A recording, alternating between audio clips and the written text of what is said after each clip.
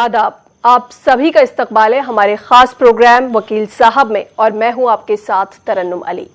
आमतौर पर हम या तो कानूनी पेचीदगियों में पड़ने से डरते हैं या किसी मसले का हमें कोई सही कानूनी तरीका नहीं पता होता। आपके ऐसे ही सवालों का जवाब देने के लिए हमारे साथ स्टूडियो में मौजूद हैं फिरोज खान गाजी साहब, जो कि लीगल एक्सपर्ट हैं और सुप्रीम कोर्ट के सीनियर वकील हैं। आपका इस्तकबाल है हमारे इस प्रोग्राम में। वेलकम।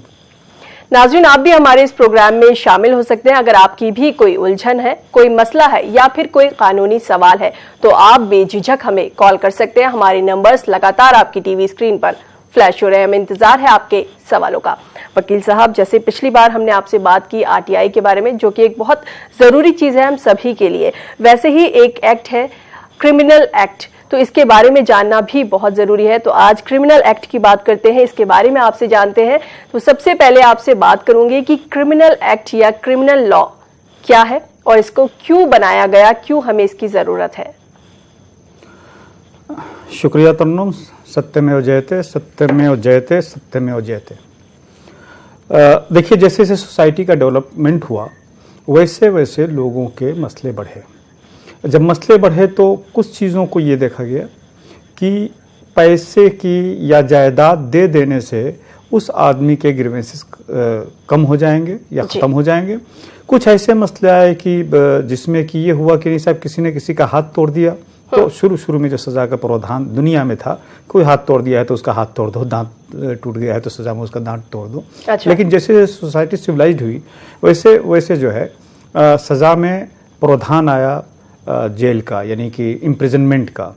तो क्रिमिनल एक्ट उसको बोलते हैं जब कोई एक आदमी या कोई एक ग्रुप ऑफ आदमी, इंसान अगर किसी दूसरे को ऐसा क्षति पहुंचाता है जिसका कि आम तौर पे भरपाई मुश्किल है, जिसमें दो किस्म की क्षति होती है। फिजिकल, यानी कि उसके अपने बॉडी, या उसके इज्जत, ये भी आता है इसमें, या उसकी जायदाद को नुकसान पहुंचा है। जैसे सपोजली किसी के गले में आग लगा दिया गया, किसी की दुकान में आग लगा दिया गया। तो ये सब जो है वो क्रिमिनल एक्ट में आता है। और इसी तरह लिए क्रिमिनल एक्ट का प्रावधान जो बनाया गया है हमारे सदियों से डिफरेंट सिस्टम से चलता रहा कि किस तरह से ऐसे लोगों को जो कि अग्रेसिव है, यानी कि जो दूसरों के माल पे, दूसरों की संपत्ति पे, दूसरों की बीवियों पे या गैर शादीशुदा औरत के ऊपर नज़र रखते हैं, सब सोसाइटी के ऑफेंस है अपने। तो उनको जैसे जैसे सोसाइटी सिविलाइज होती गई उसी हिसाब से उनको टैकल करने के लिए इस किस्म की बुराइयों को कानून बनाया गया। जो मौजूदा हमारे यहाँ कानून है वो बेसिकली जब यूरोपियन यहाँ पर आए हैं तो चूँकि कानून के मुतल्लिक वो काफ़ी एडवांस हो चुके थे, ख़ासतौर से मैग्ना कार्टा के बाद, तो उन्होंने कई चीज़ें इंट्रोड्यूस की। उसी इंट्रोडक्शन में जो पहला यहाँ पर पिनल प्रोविज़न जो कि पूरे हिंदुस्तान में अप्लीकेबल था, उसको इंडियन पिनल कोड बोला गया। और इंडियन पिनल कोड 1860 में पास हुआ था। अब पहली मर्तबा हमारे देश में ये डिफाइन हुआ था कि माइन क्या है। वकील साहब, आपको मैं माजरत के साथ रोकना चाहूंगी, कॉलरों के जुड़ने का सिलसिला भी जारी हो चुका है। पहले इनका सवाल सुनते हैं। हेलो हेलो हेलो जी, बताएं क्या सवाल है आपका। अस्सलाम वालेकुम। वालेकुम सलाम जी, मेरा सवाल है, हमारा एक केस हो गया था। जी हेलो जी जी, सवाल बताएं। फोक्स टोल बोलते हैं ना जी। हेलो जी जी, फोक्स टोल केस हो गया, वो केस तो जीत लिया हमने, मगर उन लोगों ने क्या है और परेशानी कर रहे हैं। हम लोग उन पे केस कर सकते हैं क्या, पूछ रहा हूँ। आपने बताया नहीं ये केस क्या था। केस फोक्स टोल, वो जो चिल्ड्रन एक्ट का डालते हैं ना, फोक्स टोल। ओहो, पॉक्सो। हाँ, फोक्स टोल डाला था। हाँ, वो तो केस तो अलग से वो तो जीत लिया हमने, हम लोग। हाँ, देखिए आप, इसका मतलब कि आपके ऊपर जो केस था वो चाइल्ड के एब्यूज के मुतल्लिक था, यानी कि जिसके खिलाफ आपका केस हुआ वो 18 साल से कम उम्र का बच्चा या बच्ची थी। अब इसमें आपका ये कहना है कि उन्होंने केस किया और आप अल्टीमेटली बरी हो गए। तो देखिए, बरी होने में दो चीज़ें होती हैं। एक तो ये कि जज ये लिखता है कि prosecution has failed to prove its case beyond reasonable doubt, यानी कि जो सरकार है या जो प्रोसिक्यूशन है वो अपने केस को प्रूफ नहीं हो पाई और इसका बेनिफिट जो है मुलजिम को दिया गया और वो इस तरह से बेनिफिट ऑफ डाउट के ऊपर जो है वो छूट गया। तो आमतौर पे जो कोर्ट का सिस्टम है वो ये है कि ऐसे में कंपनसेशन का प्रावधान नहीं है। लेकिन अगर कहीं से कोर्ट ने ये ऑब्जर्वेशन आ गया है कि ये केस जो है गलत तौर पर फाइल किया गया था, ये केस नहीं बनता था, ये केस जो है फॉल्स था, तो इसमें आपको जो है कंपनसेशन के लिए आप दावा डाल सकते हैं।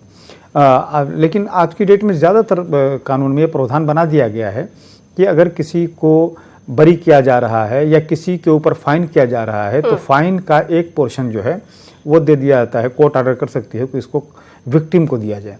इसी तरह से अगर गलत केस है तो कोर्ट जो है वो ट्रायल ख़त्म होने पे अपने जजमेंट के साथ ही ये प्रावधान कर सकती है कि जो गलत केस हुआ है तो कंप्लेनेंट से उसको जुर्माना भरपाई दिलाया जाए, कंप्लेनेंट से जो है कंपनसेशन दिलवाया जाए।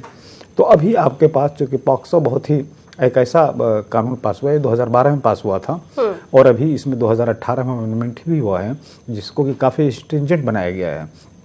स्ट्रिंजेंट बनाने का मतलब ये हुआ कि सज़ा को ज़्यादा से ज़्यादा किया गया है। तो जिस केसेस में सज़ा ज़्यादा होती है उसका सिस्टम ये दिया गया है कि उसका फिर प्रूफ करने का मेथड भी जो है, एविडेंस भी बहुत स्ट्रिक्ट होता है।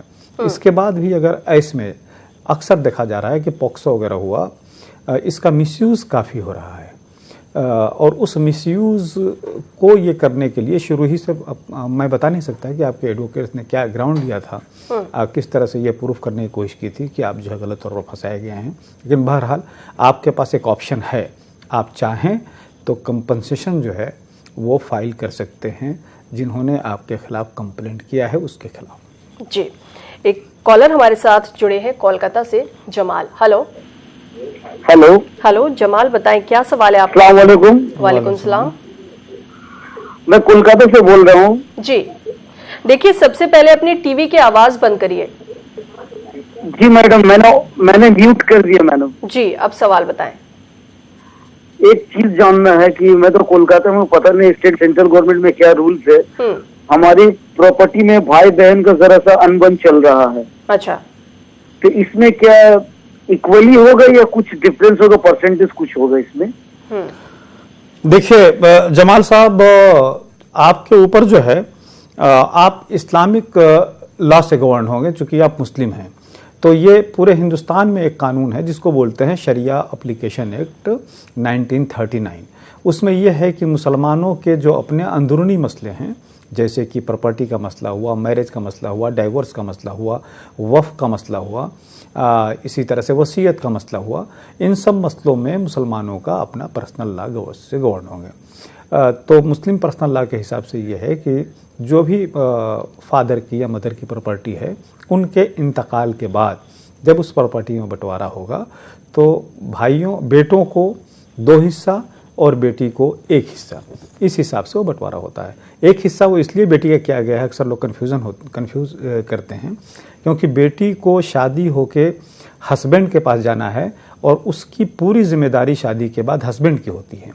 जबकि भाइयों की शादी होनी है तो उनके यहाँ पर जो उनकी बहू आनी है या उनकी वाइफ आनी है तो उसकी जिम्मेदारी उस वाइफ को पड़ता है। तो अल्टीमेटली ये बराबरी हो जाता है। लेकिन जो शरिया एक्ट डिफ़ाइन करता है वरासत में, उसमें यही डिफ़ाइन करता है कि बेटे को जितना मिलेगा उसका 1/2 जो है बेटियों को मिलेगा। तो आप पर शरिया एक्ट एप्लीकेशन लाई होगा और मुस्लिम पर्सनल लॉ के हिसाब से 2 हिस्सा बेटों को, 1 हिस्सा बेटियों को, ऐसे मिलेगा। जी, और एक कॉलर हमारे साथ जुड़े हैं सऊदी अरब से, इनका नाम है नसीम। हेलो जी, बताएं क्या सवाल है? हेलो, अस्सलाम वालेकुम। जी, वालेकुम सलाम। जी, सवाल बताएं। मैडम, हमारा सवाल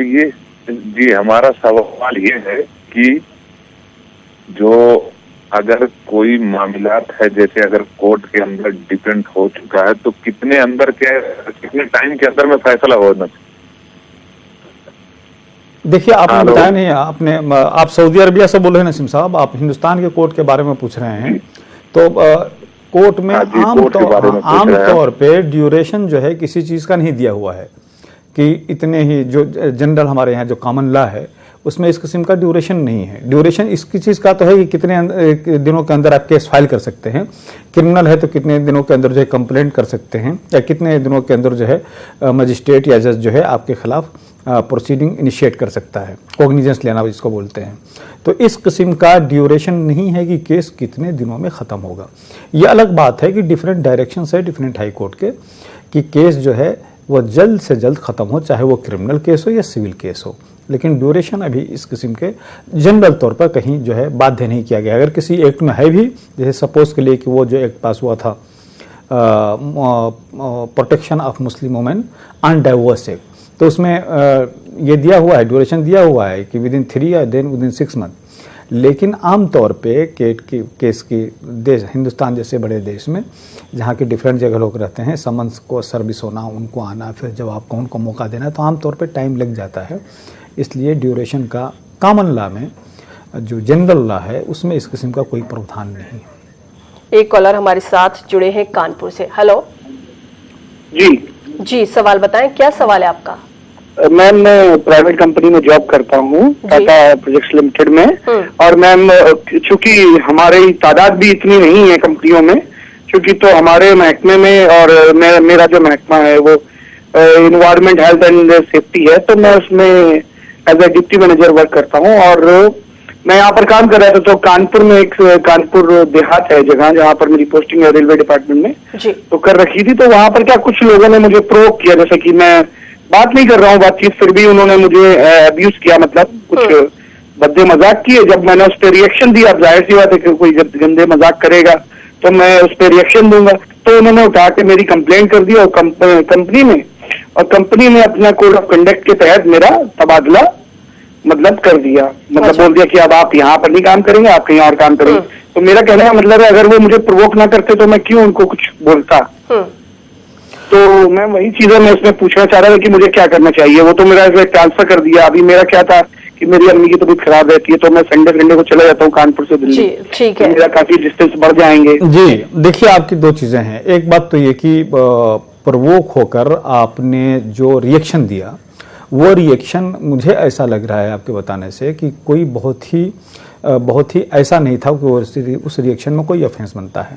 लेकिन हर ऑर्गेनाइजेशन का एक डिपार्टमेंटल सिस्टम होता है जिसमें कि एक कोड ऑफ कंडक्ट होता है कि उसके ऑफिसर्स या उसके एम्प्लॉइज अपने आप को किस तरह से कंडक्ट करें। आपके बताने से ऐसा लग रहा है कि जब ये वाकया हुआ है उसके बाद उन्होंने कंप्लेंट की है आपके डिपार्टमेंट में, डिपार्टमेंटल इंक्वायरी हुई है। डिपार्टमेंटल इंक्वायरी में ही आप ये डिफेंस ले सकते थे कि वजह यही सडन प्रोवोकेशन, क्रिमिनल लॉ में भी डिफेंस है कि सडन प्रोवोकेशन पे अगर कोई आदमी एक्ट कर जाता है तो वो ऑफेंस नहीं होता है। बहरहाल डिपार्टमेंटल इंक्वायरी में अगर आपने ये सडन प्रोवोकेशन के लिया है तो आपका डिपार्टमेंटल इंक्वायरी में अपील का भी प्रावधान होगा, उसको देख लीजिए, आप अपील कीजिए वहाँ पे।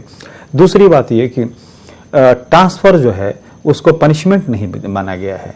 अगर एक जगह से, क्योंकि डिपार्टमेंट को हक है कि आपको एक जगह से हटा के दूसरी जगह जहाँ भी उसके ये हैं वो कर सकता है, तो ट्रांसफ़र पहली बात तो ये कि पनिशमेंट नहीं है। दूसरी बात ये कि आप वहाँ पर फिर अपने मसले को रिकंसिडरेशन के लिए आप या रिव्यू करने के लिए आप अप्लाई कर सकते हैं, और ये ग्राउंड आपने पहले लिया है तो अपने रिव्यू में भी उस ग्राउंड को एक्सप्लेन कर सकते हैं। जी, एक कॉलर हमारे साथ और जुड़े हैं, फरूख अहमद। हेलो जी मैम, अस्सलाम वालेकुम। जी वालेकुम सलाम, बताएं क्या सवाल है? जी मेरा सवाल है, मैंने एक एनजीओ के खिलाफ जो एक स्कीम इम्प्लीमेंट कर रही थी जो मिनिस्ट्री ऑफ माइनॉरिटी अफेयर्स की थी। जी मैंने उनके खिलाफ आरटीआई किया था मिनिस्ट्री ऑफ माइनॉरिटी अफेयर्स को। जी उसके बाद उन्होंने कोई रिप्लाई नहीं दिया। मैंने फिर अपील की थी, फर्स्ट अपील, फिर भी वहाँ से कोई रिप्लाई नहीं आया था। उसके बाद मैंने सेकंड अपील कम कंप्लेंट की थी सेंट्रल इंफॉर्मेशन कमीशन को। जी सर, अभी तक 4 महीने गुजर चुके हैं, लेकिन वहाँ से भी कोई रिप्लाई मुझे नहीं आया है। अच्छा, ठीक है जी, ठीक है। ये अजीब बात बता रहे हैं कि क्योंकि वो रिप्लाई देने के लिए आपको आरटीआई एक्ट के तहत वो बाध्य हैं। 1 महीना 45 दिन इस तरह का ड्यूरेशन है। अगर उसके बाद ये बता रहे हैं कि 4 महीने निकल चुके हैं, तो उसके बाद आप जो है कोर्ट में डायरेक्ट रिट में आइए और यही बात आप बताइए जैसे आप बता रहे हैं, वो रेफरेंस देते हुए कि आपने इतने तारीख को एप्लीकेशन लगाई, इतने तारीख तक वेट किए, उसके बाद आपने फर्स्ट अपील की, सेकंड अपील की, लेकिन अब तक जो है कोई जवाब नहीं आया है। जी, एक कॉलर हमारे साथ और जुड़े हैं, अशोक सिंह। हेलो हेलो जी, बताएं क्या सवाल है आपका? मेरा मेरा एक्साइज में तो वो मतलब सुप्रीम कोर्ट में वो सब क्रैश हो गया था। हमने जिनको क्लास किया था तो उनको मतलब निकाल दिया गवर्नमेंट ने। अच्छा, हाई कोर्ट में था तो सुप्रीम कोर्ट में गया वो। तो अब पता चला है कि उन लोगों को, उन्होंने कई लोगों को एज में जो लगे थे ऑलरेडी पार्टी है या बैकडोर एंट्री से, तो उनको मैंने दोबारा मुझे लाइसेंस देके दोबारा उनको लगाया था 2005 में। तो हमें तब पता चला, अब हमें पता चला, तो क्या हम इसमें कोई कार्रवाई कर सकते हैं? जरा सवाल अपना क्लियर कीजिए प्लीज। हाँ जी, सवाल जरा क्लियर कीजिए। एक बार अपना सवाल आप दोहरा सकते हैं? हेलो जी जरा अशोक साहब अपना सवाल दोहराइए। मैं ये कह रहा हूँ कि मेरा हमारा केस था आपका इस टाइम में, हमारा गवर्नमेंट सर्विस के बारे में पूछ रहे हैं ना आपसे, तो हमारा केस लगा था इधर कोर्ट में। नहीं, अशोक आपका साहब सवाल आपका क्लियर नहीं हुआ। सवाल हम समझ नहीं पा रहे हैं, आपकी आवाज बहुत ज्यादा क्लियर नहीं है, तो हम यही कहेंगे कि आप एक बार फिर से हमें कॉल मिला सकते हैं और हमसे सवाल कर सकते हैं। एक कॉलर हमारे साथ जुड़े हैं कश्मीर से, गुलाम अहमद। हेलो।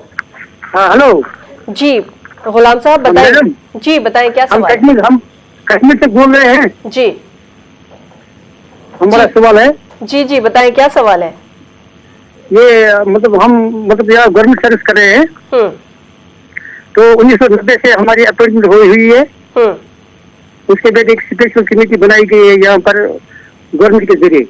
जी 2011 में हम कंफर्म हो गए।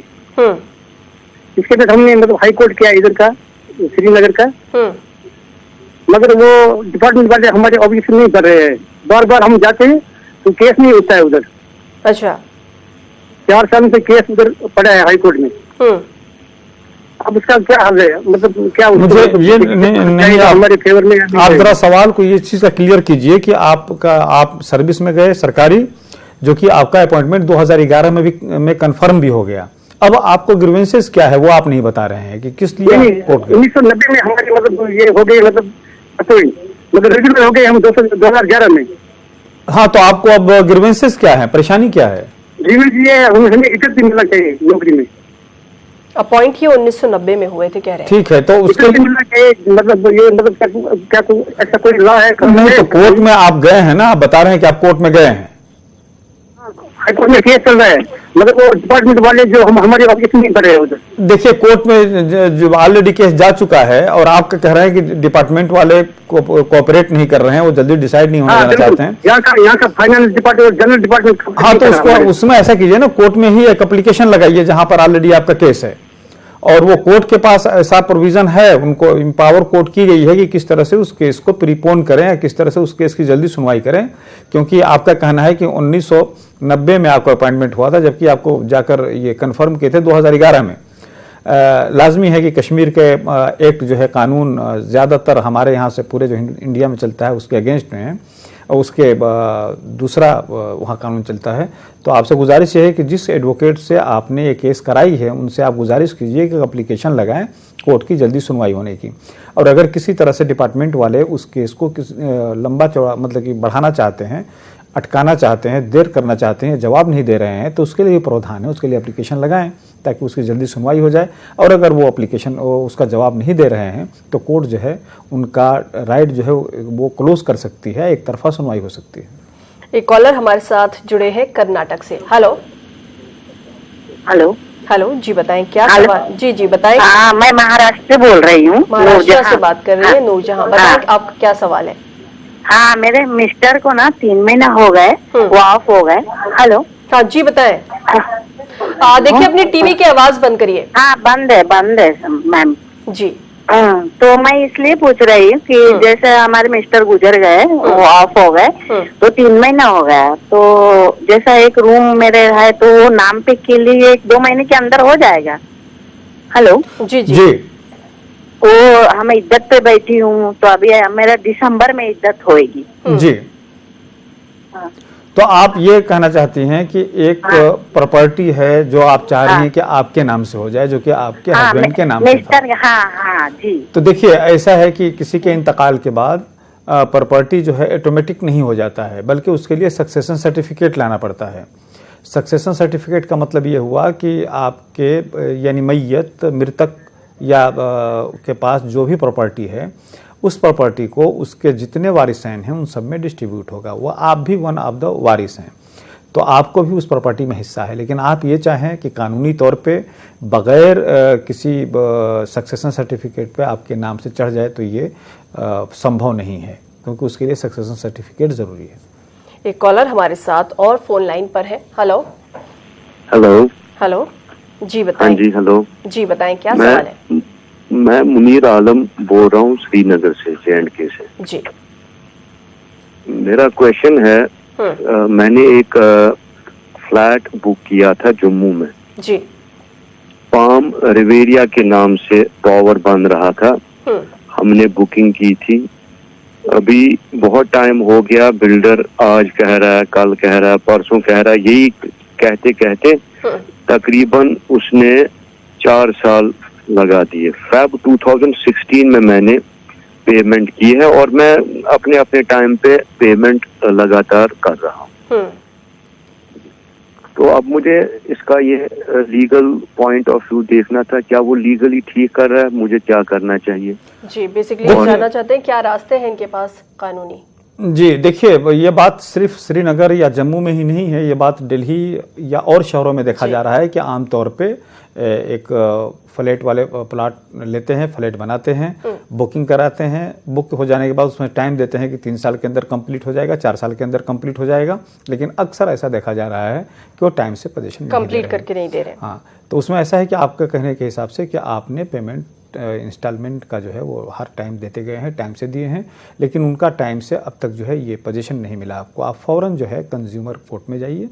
कंज्यूमर कोर्ट में इसका प्रोविज़न है कि आप यही बात लिखिए और ये बात लिखिए कि हमें इतना नुकसान हो रहा है, अगर हमारे पास फ्लैट होता तो कम से कम उस फ्लैट का किराया इतना मिलता हमें पर मंथ, तो उस हिसाब से जो है आपको कंज्यूमर कोर्ट जो है आपको ये कर सकती है, आपके फेवर में जो है आपको अवार्ड कर सकती है कंपनसेशन। जी एक कॉलर हमारे साथ और जुड़े हैं। हेलो हेलो हेलो जी बताएं क्या सवाल है आपका। हाँ, मैं हैदराबाद से बात कर रहा हूँ जी। मैं पेंशनर हूँ। कल मेरे को एक कॉल आया था क्रेडिट कार्ड के बारे में। अच्छा। वो और कॉल में बैंक मैनेजर बोल रहा था उन्हें। अच्छा। हाँ, और वो और बोल रहा कि आपका क्रेडिट कार्ड एक्सपायर हो गया। अच्छा। अब आप आपका नंबर कार्ड नंबर बोलो बोल के बोले। मैंने वो नंबर बोला। फिर मैं अपने बैंक मैनेजर जो अपने एरिया का है गया था जी। मैनेजर ने कहा आपका अकाउंट होल्ड कर दो। अब मैंने कर दिया। अब बैंक से मैसेज भी आया वो कार्ड जो होल्ड है कर दिए बोल के ऐसा है। अब इसमें कुछ क्या होता सर, कुछ बोल सकते हैं आप? देखिए, तो क्या आपने ये नहीं बताया क्या आपके कुछ पैसे भी निकाल लिए गए? ये नहीं निकाले नहीं तो नहीं। अच्छा हुआ कि आपने इन्फॉर्म कर दिया इससे पहले कि आपका बहुत ज्यादा नुकसान हो। देखिए, ये एक 420 का 420 का ये बहुत ही जबरदस्त धंधा चल रहा है। ये ऑल ओवर वर्ल्ड तकरीबन फैले हुए हैं और ऐसे देश में इनका ज्यादा चल जा रहा है जहां पर कि लोग जागरूक नहीं हैं। दिल्ली पुलिस से भी मैंने इस किस्म की चीज़ें देखी, उनका एडवर्टीजमेंट देखा कि इस किस्म का कोई कॉल आए तो आप लोग जो हैं अपना नंबर और उनको नहीं बताया कीजिए, क्योंकि ये 420 करने वालों का, चीटर्स का जो है पूरा गैंग चल रहा है, फ्रॉडस्टर का। ये जो है चीज़ें ले लेते हैं और उसके हिसाब से उसको ऑपरेट करके पैसा निकाल लेते हैं। आप खुशकिस्मत हैं कि आपके साथ ऐसा नहीं हो पाया। अब फिर बैंक से आप ये कीजिए, आपको दूसरा क्रेडिट कार्ड इशू कर सकते हैं, उस कार्ड के बदले दूसरा कार्ड दे सकते हैं। लेकिन मैं तमाम जितने हमारे व्यूअर हैं उनसे दरख्वास्त कर रहा हूं कि इस किस्म का कोई भी कॉल आए तो आप उनका जवाब नहीं दीजिए। आप जवाब देंगे तो आपके साथ फ्रॉड होने के पूरे चांसेस हैं। कभी भी कोई भी अपनी डिटेल जो है वो फोन पर शेयर ना करें। एक कॉलर हमारे साथ जुड़ गए हैं। हेलो हेलो हेलो जी बताएं क्या सवाल है आपका। मेरा सवाल यह है मैडम जी कि हमारे जो है ना एक जमीन लिए हैं जी।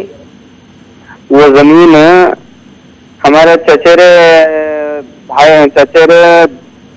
चचा से लिए हैं, मतलब हमारे अब्बा के चचेरे भाई से लिए हैं वो।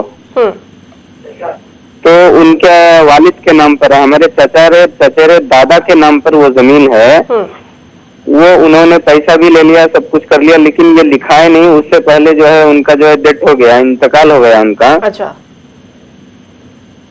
जी। वो इंतकाल होने के बाद जो है उनके बड़े बेटे हैं, उनको बोला गया कि आप लिख दीजिए, तो वो बोले नहीं हम नहीं लिखेंगे। अच्छा। हम जो है ऐसे नहीं लिखेंगे, हमारे अब्बा पैसे लिए हैं, हम नहीं जानते हैं लिए हैं या नहीं लिए हैं करके। अब जो है पूरा मुकम्मल पैसा पेड कर दिए, उनसे कुछ भी लिखा है नहीं, कोई पेपर नहीं लिखा है और उनका इंतकाल हो गया। जी ठीक है। अब करना क्या है, वो जमीन पर जो है हम घर भी बना लिए हैं, रह रहे हैं हम। कम तरह से लेकिन 15 से 16 साल से हम रह रहे हैं उस जमीन पर। देखिए वकील साहब इस सवाल का जवाब देंगे, लेकिन यहाँ पर वक्त है एक छोटे से ब्रेक का। हेलो। हाँ, मैं सुन पा रहा हूँ, आप सुन पा रहे हैं मुझे? जी बताएं, आपका क्या सवाल है? जी, मेरा नाम खालिद इकबाल है, मैं कश्मीर बारामूला से बोल रहा हूँ। मेरा एक सवाल जो है वो वकील साहब के लिए ये है कि एक्चुअली सोशल रिलीजियस मसला है। मेरी शादी हुई, अल्हम्दुलिल्लाह जितना भी हो सका दीन के दायरे में मैंने निकाह किया। उसके बाद एक एम्बिग्यूटी है, खैर वो मेरा एक पर्दा है, मैं वो बता नहीं सकता हूँ। लेकिन बात यहाँ तक पहुंची कि जो मेरे ससुराल वाले हैं या फिर जो मेरी जो वाइफी है वो अलहदगी चाहती है, हालांकि मेरे साथ रहता है नहीं पिछले 18 महीने से। They do not pick up my call और they do not allow me to meet her. ना ये एक मसला है। अब खैर मैंने जितनी भी पहल हो सकती थी, चाहे वो साइकोलॉजिकली या सोशली या जो अदर चीजें होती है वहाँ पे सफीर भेजना, बाकी ये सब करना, तो there was complete reluctance from the family. पहले वो कुछ और मुतालबे कर रहे थे, वो सारे के सारे मुतालबे जब पूरे हो गए उसके बाद they finally want to no dissolve the issue. अच्छा। I said it's fine, if it's from your side it's fine। See, मैं अपनी तरफ से करूंगा नहीं क्योंकि ये गुनाह है, सोशली भी अच्छा नहीं है, रिलीजियसली भी अच्छा नहीं है, अल्लाह ताला को ये फैल पसंद भी नहीं है। तो फाइनली आए कि नहीं से ठीक है ये खुला होगा। पहले कहा कि नहीं म्यूचुअली होगा, मैंने कहा म्यूचुअली क्यों होना चाहिए, क्योंकि मैं इस हक में तो हूं नहीं। हाँ, if you have a strong reason आप you can file a suit. जी। खैर नहीं हो सका, there is a complete reluctance from the family and maybe they have got psychological problems as well, Allah knows best. तो finally कुछ दिन पहले मैं उनको एक मस्जिद में ले आया जो उनकी मोहल्ले की मस्जिद है। तो वहां मैंने कहा कि do it within the limits of शरिया।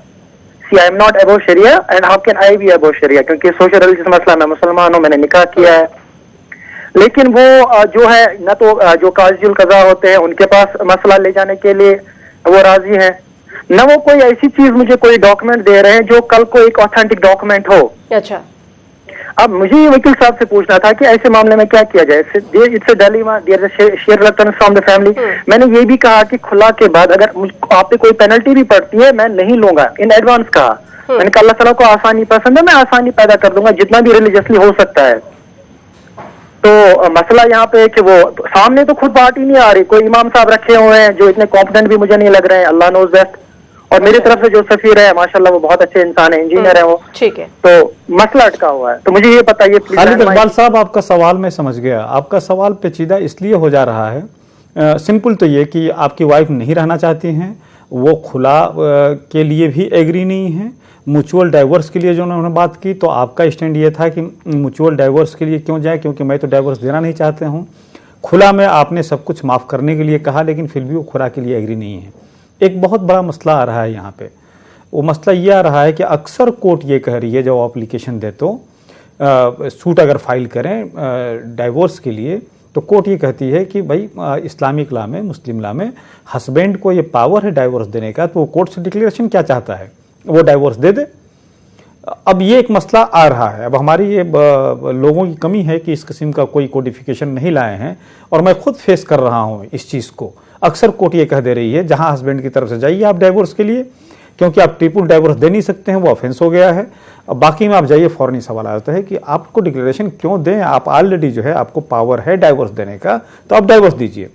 अब इसके लिए तरीका ये है कि जो अक्सर मैं लेकर चल रहा हूँ और कोशिश यही कर रहा हूँ कि एक शमी मारा का जजमेंट आया था बहुत पहले जी। उस शमी मारा के जजमेंट में एक प्रोविज़न दिया गया था कि आप जो है अगर ऐसे ऐसे ऐसे आप फॉलो करेंगे, और उसमें उसका लब्बे लबाब ये है कि डाइवोर्स विदाउट रीज़न आप नहीं दे सकते हैं मुस्लिम लॉ में भी, तो आपको रीज़न देना पड़ेगा। मेरा कंटेस्ट, मैं ये कंटेस्ट कर रहा हूँ कि जहाँ रीज़न आ गया तो इसका मतलब वहाँ एडजुकेशन आ गया। तो आप ऐसा कीजिए कि एक डिक्लेरेशन का आपने यहाँ सूट फाइल कीजिए, आप डाइवोर्स का एक नोटिस भेज दीजिए उनको। डाइवोर्स का वही सिस्टम लगाइए जो कि कुरान में है कि पहले आप बता ही रहे हैं कि आप अपनी तरफ से एक आदमी बैठाए थे, उनकी तरफ से कोई कायदे का आदमी नहीं आ रहा है, आप एक नोटिस दीजिए। अब वो जो फॉलो है प्रोसीजर करने का कि दोनों तरफ से एक एक आर्बिट्रेटर बैठे, वो अगर मसला हल नहीं कर पा रहे हैं तो किसी न किसी कंक्लूजन में पहुँचें। अगर वो ऐसा भी नहीं कर पा रहे हैं तो फिर उसी के ग्राउंड पे आप एक नोटिस दे दीजिए कि मैंने आपको डाइवोर्स दिया और आप इद्दत पीरियड का आपका ये बनता है, आप उसको लीजिए। और उसी के बेसिस पे, उसी नोटिस के बेसिस पर फिर आप कोर्ट में चले जाइए कि हमारे पास कोई प्रूफ तो होना चाहिए कि हमने डाइवोर्स दिया है, क्योंकि निकाहनामा तो होगा। अब निकाहनामा अगर नहीं भी है, अगर वो एज ए वाइफ रही हैं तो कभी वो क्लेम कर सकती हैं कि आज भी मैं आपकी वाइफ हूँ, क्योंकि ऐसा दुनिया गलत हो गया है। यहाँ अजाब और सवाब और अल्लाह ताला के पास हिसाब के मुतल्लिक लोग नहीं सोच रहे हैं, दुनिया ही के मुतल्लिक लोग सोच रहे हैं। और आपने सही सोचा है कि आपके पास प्रूफ होना चाहिए कि आपने डाइवोर्स दिया है, तो उसके लिए यही प्रोसीजर अपना लीजिए। शेमी मारा के केस के बेसिस पे मुख्तसर आपके पास यही जवाब है, बाकी अपने लोकल एडवोकेट से बात कर लीजिए। जी वकील साहब, हमसे सवाल किया था अब्बास जहीर ने, इनका सवाल था प्रॉपर्टी से जुड़ा हुआ। हाँ, इन्होंने ये बताया था कि इनके ग्रैंड फादर यानी कजिन ग्रैंड फादर के पास प्रॉपर्टी थी जो कि उन्होंने अपने इनके फादर को बेचा, लेकिन बेचने के मुतालिक कोई पैसे का लेने देने का भी प्रूफ नहीं है। और घर के लोग यानी कि जो उनके अब लड़के हैं, इनके कजिन ग्रैंड फादर के, उनके लड़के इस बात को एग्री नहीं कर रहे हैं। तो भाई मेरी गुजारिश ये है कि जहाँ तक सेल को कराने का और इसके मुतालिक कोर्ट जाने का है तो वो आपके पास कोई ग्राउंड नहीं रहा, क्योंकि आपके पास कोई प्रूफ नहीं है। लेकिन एक प्रूफ आपके पास इस तरह से हो जा रहा है कि उस जगह पर आपने घर भी बना लिया है। जब घर बना लिया है वहाँ पर आप रह रहे हैं। अब पिछले 12 साल से अगर आपके वो कजिन ग्रैंड फादर के लड़के यानी कि आपके फादर के सेकंड कजिन अगर वो किसी किस्म का एक्शन नहीं लिए हैं और आप वहाँ पर मकान बना के रह रहे हैं, पोजीशन आपका है, तो इसको बोलते हैं कि टाइटल बाय एडवर्स पोजीशन। यानी अभी एक कानून सुप्रीम कोर्ट ने 2019 में एक जजमेंट दिया है, उस जजमेंट में ये बात अब आ गई है कि ये एडवर्स पोजीशन का सिर्फ डिफेंस ही नहीं ले सकते हैं, बल्कि उसके बेसिस पर आप टाइटल के लिए भी, डिक्लेरेशन के लिए भी सूट डाल सकते हैं। तो अगर आपके पास ये प्रूफ है कि आप इतने सालों से 12 सालों से ज़्यादा उस जगह पर रह रहे हैं, तो आप एडवर्स पोजीशन के लिए भी आप सूट डाल सकते हैं, ताकि आपके कोर्ट जो है आपके फेवर में उस प्रॉपर्टी को कर दे। फिर उस कोर्ट के जजमेंट के बेसिस पर जो है आप फिर उसको दाखिल खारिज, बाकी जो रजिस्ट्री का कार्रवाई हो वो भी कर सकते हैं। जी, कई कॉलर्स हमारे साथ जुड़ गए हैं, इन सभी के सवाल सुनते हैं। हेलो हेलो जी, बताएं क्या सवाल है आपका? हेलो, अस्सलाम वालेकुम। जी वालेकुम सलाम। मेरा सवाल है वकील साहब से। मैं इधर हैदराबाद में रहता हूँ और मेरा गांव बराही है, डिस्ट्रिक्ट हरदोई। जी देखिए, सबसे पहले अपने टीवी की आवाज बंद करिए। वो ऐसा है मैडम कि हम लोग बाहर रहते हैं और वहाँ पे जब कभी थोड़ा बहुत झगड़ा होता है, कभी किसी से झगड़ा हुआ तो उन्होंने क्या किया, FIR में लिखवा देते हैं। अच्छा। और अभी भी मैं हैदराबाद में हूँ, मेरे ऊपर एक IT एक्ट लगवा दिया है और 4-5 केस लगवा दिए हैं। मैं हैदराबाद में ही था जी। और वहाँ पे कुछ मेरे चाचा है प्रधान, पर उनके चक्कर में, जांच के चक्कर में झगड़ा हुआ और 20 तारीख को झगड़ा हुआ। मैं ट्रेन पे ही था, उन्होंने मुझे FIR में लिखवा दिया। अब उधर घर पे मेरे पुलिस परेशान करे हुए और मैं मौजूदा हैदराबाद में हूँ। और उसके बाद कुछ व्हाट्सएप पे रिकॉर्डिंग भी मेरे से आई थी, मैंने उसको रिप्लाई कर दिया, वो रिप्लाई पे भी केस लगा दिया। तो इसकी प्रॉब्लम जो मैं कैसे इसको सॉल्व करूँ? देखिए, चाहे केस झूठा हो या केस सच्चा हो, एक बार जब केस हो गया है तो कोर्ट की अपनी प्रक्रिया है, उस हिसाब से चलती है। आपका कहना यह है कि आपके वहाँ जो अपोनेंट पार्टी हैं वो प्रधान है हरदोई में, और वो अपने इन्फ्लुएंस को इस्तेमाल करके, चूंकि आप हैदराबाद में रह रहे हैं, वहाँ पर आप नहीं हैं, तब भी आपके खिलाफ केसेज वो कर दे रहे हैं, करवा दे रहे हैं। तो देखिए, जब केस कोर्ट में फाइल हो गया है तो आपको कोर्ट ही में जाकर उसको डिफेंड करना होगा। कोर्ट में ये अपना पॉइंट ऑफ व्यू जो आप कह रहे हैं कि वहाँ पे नहीं है, इसको डिफेंस ऑफ एलिबी बोलते हैं। यानी कि जब वारदात हुआ तो मैं उस शहर ही में नहीं था, या उस देश में नहीं था, या उस जगह पे नहीं था, तो फिर मैं उसमें शामिल कैसे हो सकता हूँ? ये एलिबी का डिफेंस बोलते हैं। लेकिन ये डिफेंस में लेते हैं, आपको कोर्ट ही में जाकर एप्लीकेशन लगाना होगा। अगर आपके पास क्लियर प्रूफ है कि नहीं आप वहाँ पे नहीं है, तो आप डायरेक्ट हाई कोर्ट में जा सकते हैं, 482 में भी केस फाइल कर सकते हैं, पिटीशन फाइल कर सकते हैं कि झूठा केस है, मैं वहाँ पे नहीं था। वहाँ पे न होने का जिसको बोलते हैं कि हमारे पास बिल्कुल क्लिंचिंग एविडेंस है, ऐसे डॉक्यूमेंट्स हमारे ऊपर है जिसको डिस्प्रूव नहीं किया जा सकता है, तो हाई कोर्ट भी आपको जो है उस केस से निकाल सकती है। लेकिन फिलहाल अगर उस कोर्ट से कोई समन आ रहा है, पुलिस आ रही है, वारंट आ रहा है, तो आप वहाँ पे जाके अपीयर होइए। अगर वारंट है तो वारंट को जो है आप कैंसिल कराइए, लेकिन वहाँ पर आपको बेल लेना पड़ेगा, वहाँ पर आपको केस डिफेंड करना पड़ेगा। जी, कुछ और कॉलर्स हमारे साथ लाइन पर है। हेलो। हाँ जी मैम। जी बताएं, क्या सवाल है?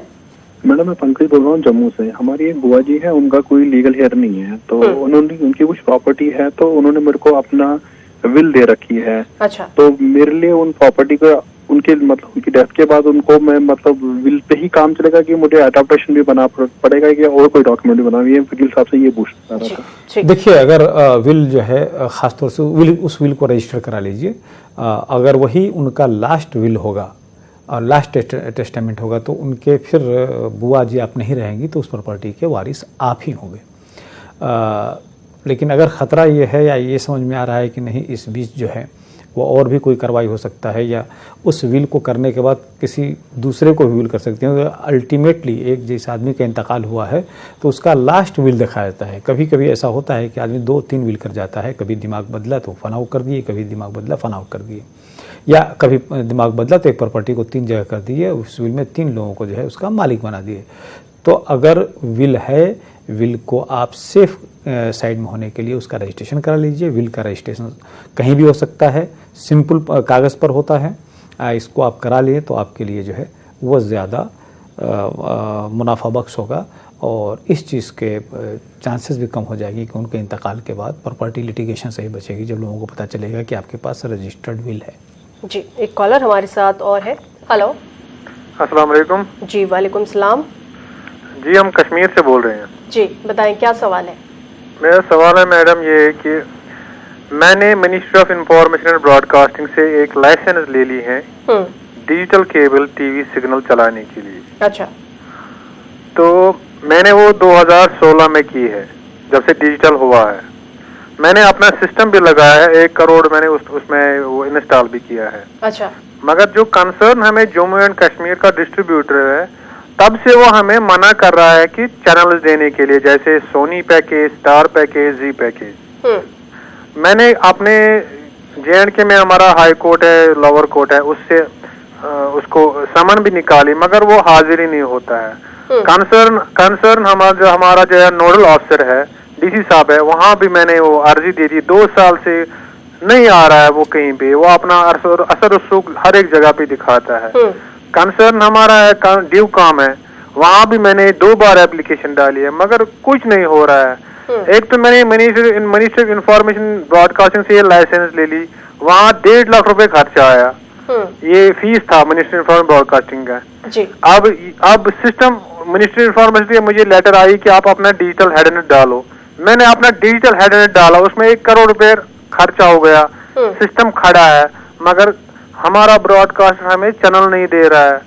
ये बना वो बना, कोर्ट में भी वो नहीं आ रहा है, डीसी साहब के पास भी नहीं आ रहा है, ड्यू काम के साथ नहीं आ रहा है। जी ठीक है। देखिए, आपने बताया कि ऑलरेडी आप जो है लीगल चाराजोई कर चुके हैं और कोर्ट में आपकी केस पेंडिंग है। देखिए, जिस कोर्ट को अख्तियार है, पावर है कोई ऑर्डर पास करने का, उस कोर्ट को ये भी अख्तियार है कि दूसरी पार्टी को कोर्ट में बुलाया कैसे जाए।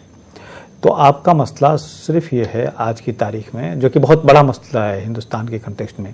आमतौर पे कुछ स्टेट ऐसे हैं जहाँ पर कि यहाँ से वहाँ चले जाते हैं क्राइम करके, और फिर वो तकरीबन कानून के गिरफ्त में नहीं आते हैं। आप उस कोर्ट ही में एप्लीकेशन लगाइए, जो आर्डर हुआ है उस आर्डर, कोई आर्डर अगर वो अपीयर नहीं हो रहे हैं तो कोर्ट के पास ये भी ग्राउंड होता है कि उनके गैर मौजूदगी में भी कोर्ट आर्डर पास कर सकती है। अगर वो कोर्ट जस्टिफाई कर दे कि हमारी कोशिश करने के बाद भी वो नहीं आ रहे हैं, फिर उस आर्डर के इम्प्लीमेंटेशन में जाइए आप। जी, एक कॉलर हमारे साथ और जुड़े हैं। हेलो।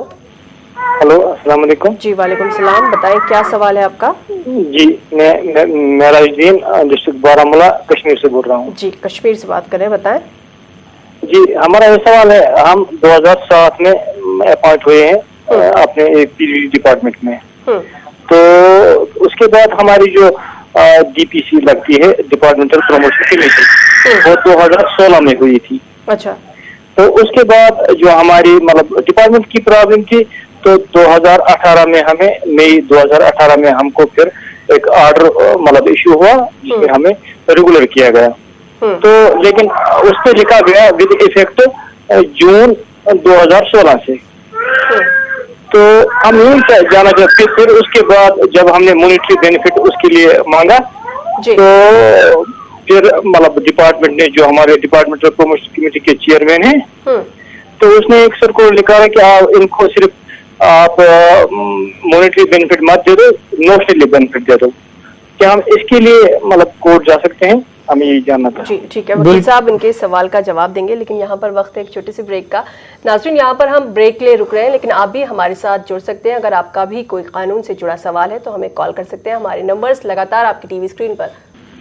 हेलो हेलो हेलो, जी बताएं क्या सवाल है आपका? जी, मैं थाना मंडी में रहता हूँ। जी जी, मुझे सुन पा रहे हैं आप? जी हाँ, आपकी आवाज आ रही है। जी जी, देखिए, सबसे पहले अपने टीवी की आवाज बंद करिए। जी, टीवी की आवाज थोड़ी कम है। जी, हमारे जी करियोट इलाका में 2012 में एक PMGSY सड़क निकली थी। जी, टीवी की आवाज कम है, बिल्कुल मैं देख रहा हूँ आपको। जी जी जी, बताएं, सवाल बताएं। हेलो जी जी, सवाल बताएं। जी, हमने अपनी फाइल भी मुकम्मल की, लेकिन जगह जगह की हमने दूर चाहती है, लेकिन आज तक हमारी फाइल जो मुकम्मल नहीं हुई, ना हमें कोई कम्पनसेशन मिला है। जी, यही बोल रहा हूँ। कैसी फाइल, किस चीज का कंपनसेशन? जी, मकान मेरा जो है ये रोड में आया था, PMGSY ननिहाल टू दरा एक रोड निकली थी। जी जी, फाइल, मकान की फाइल, कंपनसेशन की फाइल, जो रोड में मेरा मकान दर्ज में आया था, हाँ जी, ननिहाल टू दरा। आज तक मैंने बहुत कोशिश की है, लेकिन आज तक उसका कोई कंपनसेशन नहीं मिला है।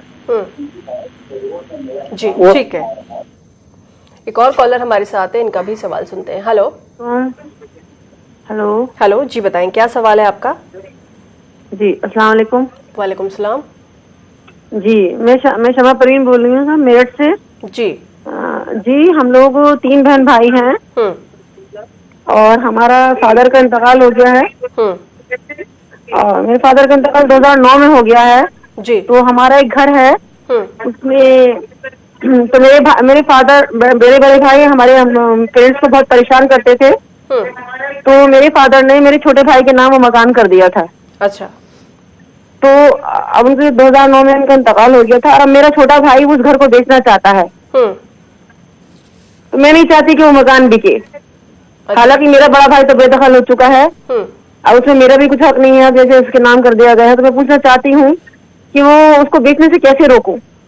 अच्छा, मेरा भाई, मेरे फादर को वकील साहब, क्या कोई कानूनी रास्ता है? देखिए, अपनी अगर वो जिंदगी में ही आपके वालिद मोहतरम आपके छोटे भाई के नाम से अगर प्रॉपर्टी कर दिए हैं, तो नहीं आपके उसमें फिर बड़े भाई का हिस्सा बनता है और नहीं जो है आपका हिस्सा बनता है। उसमें आप अगर ऑलरेडी प्रॉपर्टी में रह रही हैं तब बात अलग है, क्योंकि ज़िंदगी में उन्होंने प्रॉपर्टी दिया होगा, वो गिफ्ट किया होगा, जिसको बोलते हैं कि आम तौर पे जो बोलते हैं हिब्बा कर देना। तो हो सकता है वो हिब्बा कर दिए हों। अगर प्रॉपर्टी का पूरा उनको पोजीशन दे दिए हैं आपके छोटे भाई को और आप उसमें नहीं हैं या आपके बड़े भाई नहीं हैं, तो कतई उसमें हक नहीं बनता है। जी, वकील साहब एक कॉलर थे कश्मीर से, बारामूला से, इन्होंने कॉल किया था। बारामूला से जो उन्होंने कॉल किया था वो ये कि जो ये चाह रहे थे कि हमारा जब से कन्फर्मेशन हुआ है जून 2016 से 2018 में रेगुलर हुए हैं, तो इनका मसला ये है कि जो बीच का बढ़ा हुआ पैसा है उसके लिए वो इंटाइटलमेंट जब से ये चाह रहे हैं तब से सरकार ने इनका डिपार्टमेंट नहीं दे रही है, बल्कि बाद के किसी डेट से दे रही है। भाई, आपसे गुजारिश ये है कि चूँकि जम्मू एंड कश्मीर में इसके मुतल्लिक आपके डिपार्टमेंट जिसमें आप एम्प्लॉई हैं उसका रूल्स एंड रेगुलेशंस अलग हैं, आप लोकल एडवोकेट से मशवरा कीजिए और उस हिसाब से आप एक्ट कीजिए। जी, एक सवाल था, इनका सवाल था कॉम्पनसेशन से जुड़ा हुआ एक। इनके सवाल इस हिसाब से क्लियर नहीं था कि इनका कहना है कि रोड जो है वो चौड़ा हो जाने से इनका मकान उस रोड में आ गया है और उसके कंपनसेशन का आपने डाला है 2012 से, लेकिन अब तक कुछ मिला नहीं है। आपसे गुजारिश ये है कि आपका मसला ये सिंपल अकेले का मसला नहीं होगा, क्योंकि जब भी कोई रोड की चौड़ाई बढ़ती है तो दो किस्म की चौड़ाई बढ़ती है। जैसे अभी यूपी में एक ड्राइव चल रहा है कि जो रोड जो है यूपी में 18 गज का था वो पिछले 50 सालों में उसको जो है कहीं 9 गज रह गया है, कहीं 6 गज रह गया है। तो वो ऑलरेडी नोटिफिकेशन का चीज़ होता है। अगर उसमें कोई ड्राइव चलता है सरकार की तरफ से तो उन सबको इलीगल कंस्ट्रक्शन मानते हैं। इलीगल कंस्ट्रक्शन मान के उसको जो है गिरा दिया जाता है। यूपी में बहुत तेज़ी से इसको चल रहा है। तो अगर आपका मकान ऑलरेडी जो है अगर आपके अपनी ज़मीन पर बना हुआ था और सरकार ने अगर उसको एक्वायर किया है तो सिर्फ आप ही का मकान नहीं एक्वायर किया होगा, बल्कि उस इलाके की पूरी पट्टी एक्वायर की गई होगी। तो जिस तरह से सबको कंपनसेशन मिल जाएगा उसी तरह से आपको ही मिलेगा। लेकिन अगर ऐसा नहीं है, जैसा कि मैंने बताया कि वो ऑलरेडी जो है ट्रेसपास करके बनाई गई है with the passage of time, आमतौर पे सरकारी ज़मीन पे या सरकार रोड पर खासतौर से किनारे किनारे हो जाता है 40-50 साल का एक मुद्दत गुजरने के बाद। अगर ऐसा है तो फिर आप कंपनसेशन के इंटाइटल नहीं है। जी, एक कॉलर हमारे साथ और जुड़े हैं। हेलो जी सर। जी बताएं क्या सवाल है आपका। हेलो हेलो जी बताएं क्या सवाल है। मैं हैदराबाद से बात कर रहा हूँ मैडम, मोहम्मद यूसुफ है मेरा नाम। जी हैदराबाद से बात करें, सवाल बताएं। सवाल मेरा ये है, हमारे बहन के नाम, हमारे वालिद साहब का नाम पे जो एक बॉन्ड पेपर था 100 रुपीज का कुछ बॉन्ड पेपर था, हमारे डैडी एक्सपायर हो गए। अच्छा। तो हमारा खेत थे हमारे मम्मी के नाम पे। तो हमारे मम्मी जो है इलिटरेट है, उन्होंने थंब इम्प्रेशन दिए थे सिर्फ। अच्छा। तो हमारे डैडी का नाम का जो बॉन्ड पेपर था उस पे जो है हमारे मम्मी गिफ्ट दे दिया हमारी बहन को, बल्कि हमारी बहन का नाम लेके बॉन्ड पे बना लिए। तो बॉन्ड एक्सेप्ट होता क्या जमीन के उस पर? देखिए वो बॉन्ड को देखना पड़ेगा कि वो बॉन्ड की नौयत क्या है। आप उस बॉन्ड को देखिए, उस बॉन्ड में वो पूरा सिस्टम लिखा होगा। और चूंकि आप बता रहे हैं कि वो ज़मीन जो है आपकी मम्मी के ही नाम से था, तो आपकी मम्मी के नाम अपनी ज़िंदगी में तो वो किसी को भी दे सकती हैं। वो बॉन्ड नहीं होगा, बल्कि उसको देख लीजिए वो गिफ्ट डीड की शक्ल में होगा, जिसको हिब्बा बोलते हैं। और वो हिब्बा के साथ मुस्लिम लॉ में ये है कि ज़बानी भी हो सकता है, कागज़ के साथ भी हो सकता है। लेकिन उसके साथ जो मेन कंडीशन है कि हिब्बा जिसके नाम से किया गया है उसको उस प्रॉपर्टी का पोजीशन भी दे दिया गया हो। तो अगर पोजीशन भी दे दिया गया हो और वहाँ पर आपकी बहन रह रही हैं और आपकी अम्मी के नाम से प्रॉपर्टी थी, तो फिर आपकी बहन की वो प्रॉपर्टी हो गई। अगर उसके फेवर में अगर मतलब कि बॉन्ड में, मैं समझता हूँ कि बॉन्ड का अगर नौयत बता दे तो मैं बहुत क्लियर बताता, लेकिन वो बॉन्ड नहीं होगा, वो गिफ्ट डीड ही होगा बॉन्ड की शक्ल में। जी एक कॉलर हमारे साथ और है फोन लाइन पर। हेलो हेलो हेलो जी बताएं क्या सवाल है। जी हेलो, मैं तुमकुर से बात कर रही हूँ। मेरा नाम अमीना है। मेरी कुछ जमीन का फैसला सुनाने का है, इसलिए। जी बताएं क्या सवाल है, क्या पूछना चाहती हैं आप। मेरा सवाल ये है, मेरी सबसे पहले अपने टीवी की आवाज बंद करिए। मेरी जमीन घर की जमीन है, हम 2 बहना मिलकर लिए थे 2 जमीन। वो एक बहन बहुत 20,000 को बेच दिले उन्होंने। अभी वो जो जमीन लिया है वो मालिक क्या करता, मेरी जमीन को भी 20,000 को जो घर को तकरार करता है। वो जमीन हमारे अम्मी के नाम से थी, हमारे अम्मी मरने के बाद मेरे नाम से ले ली मैं। अच्छा। अब अपने दूसरा वो कोई भी कस्टमर आता है जमीन के पास लेके जाती हूँ, उसको बोलता है ये जमीन में खरीद लो, ये जमीन मेरी है, क्यों आती है आकर को उनको आगे बढ़ा देता है। उसका क्या करना समझ में नहीं आ रहा बात।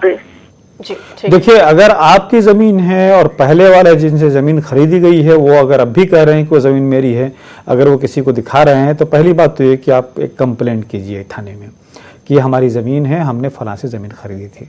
अगर उसके बाद भी नहीं मान रहे हैं, पुलिस का ने कोई एक्शन अगर ले रही है, नहीं मान रहे हैं, तो आप कोर्ट में जाइए, उनके खिलाफ जो है एक इंजंक्शन आर्डर लाइए कि ये ज़मीन ये बेच चुके हैं और ये ज़मीन हमारी मम्मी के पास आ चुकी है और इस तरह से अब ज़मीन ये हम लोगों की है। अब कोर्ट आपको इंजेक्शन दे देगा। इंजेक्शन बोलते हैं इस चीज़ को कि फलां को मना किया जाए कि वो हमारे प्रॉपर्टी में इंटरफेयर न करें। अब ये प्रॉपर्टी उनकी नहीं रही, लेकिन हमें ख़तरा ये है कि जिस तरह से वो लोगों को दिखा रहे हैं प्रॉपर्टी को, तो ऐसा ना हो कि किसी और थर्ड आदमी को वो बेवकूफ़ बना दें और उसका पैसा भी चला जाएगा। तो इसके मुतालिक पहला काम तो आप यही कीजिए। जी एक कॉलर हमारे साथ और जुड़े हैं। Hello hello. हाँ, खान बोल रहा हूँ लखनऊ से। जी, लखनऊ से बात कर रहे हैं, बताएं क्या सवाल है। मुझको प्रोस्टेट कैंसर हुआ था, तो मैंने एक अस्पताल में, बड़े अस्पताल में दिल्ली में दिखाया। हेलो। जी जी, सवाल पूरा करें।